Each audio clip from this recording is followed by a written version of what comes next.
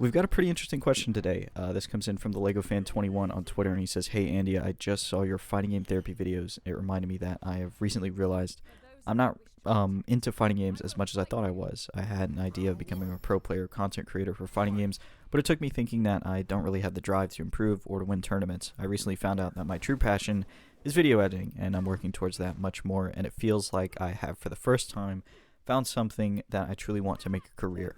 I guess the point of this message is, have you found something that you've been pursuing isn't your true desire, and how did you come to terms with that? Well, to answer your question, once upon a time, I wanted to be a pro Call of Duty player. It's the game that all my friends are playing. We played game battles, we played UMG, CMG, every website that popped up that you could put money into and play wagers. I played and we played, but I wasn't very good, and oftentimes, if there was if there's 5 people in the Skype call and they were playing 4v4s, I was the one that kind of got cut out. I wasn't very good on the pad, first of all, and I just didn't really have a knack for Call of Duty. Luckily, though, while my friends are playing Call of Duty, I would often just play Counter-Strike and play on a mouse and keyboard, and that's how I got pretty good at games like Counter-Strike and games like Valorant, which ultimately was better, right? Because more and more people were switching to PC, and I kind of had a jump start on them. But at the time, I was really bad, but I wanted to get better, and I wanted to have a voice in the community, right? So I thought the only way I'm going to have a future in the Call of Duty community is by doing content. So I took a pretty big gamble, and I took basically all the money I had in high school and bought an Elgato HD60. I didn't even have a job in high school, so that was a big deal for me. It was like $160, maybe $200. And even though I wanted to still be a pro player and be competitive, I figured I needed to make some type of videos.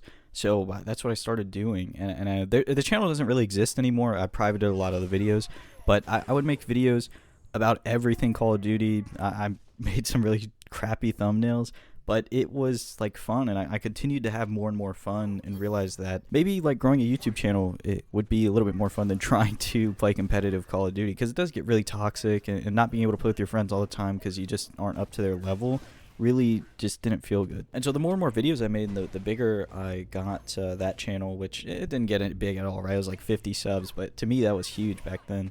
The more I felt like I wanted to do it, and eventually I stopped playing Call of Duty altogether, so I stopped making videos on there, and I didn't come back to making videos like that until my friend started his Warzone channel, and it kind of took off. He had about 12,000 subs, and then I took over for him. I became his channel manager and grew it to 80,000. That's when I realized that maybe being a competitive player isn't the only thing that I want. Maybe growing a following like that and seeing the numbers shoot up and seeing more and more people show up in the comments and liking what you're doing is what I enjoy more. And so that's what kind of spawned this channel that you're watching, and the Valorant one that I'm working on, as well as the Warzone one that I managed. While I still have the competitive spirit in me, especially in fighting games, I feel like this is the only genre where I could really play competitively, because I'm not a big fan of solo queuing and having to play with the whole team and find a team to play with all the time. At least not anymore. I did it for so long in all those other games, and I've been burned so much by everybody that I've played with at some point. That's just more feasible to play 1v1 game like fighting games. Plus I enjoy it, so that's why I think I can really strike that balance I was looking for all those years ago with being a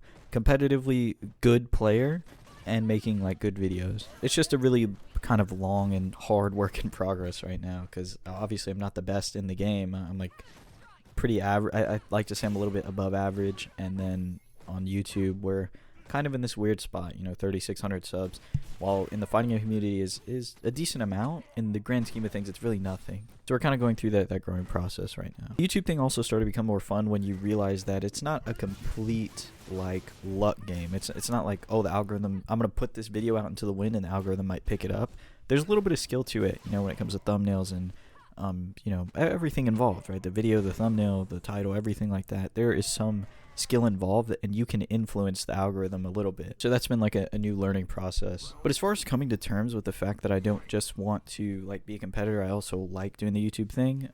It's not really coming to terms per se, something is ending, but more it's a new phase, and you're adding on to what you're currently doing. And in your case, where you said you don't like fighting games but you like editing, you're kind of ending a chapter and starting a new one. It's not you're reaching the end of something and you need to come to terms with it. I think you just need to accept that it happened and that it made you who you are now. If you made it this far in the video, and you don't mind sharing, put in the comments what you do, or what you're passionate about, or what you wish you could do. and I'll definitely take a look. But that's going to be it for me today. I hope you enjoyed, and if you did, please consider subscribing. I'll talk to you again soon.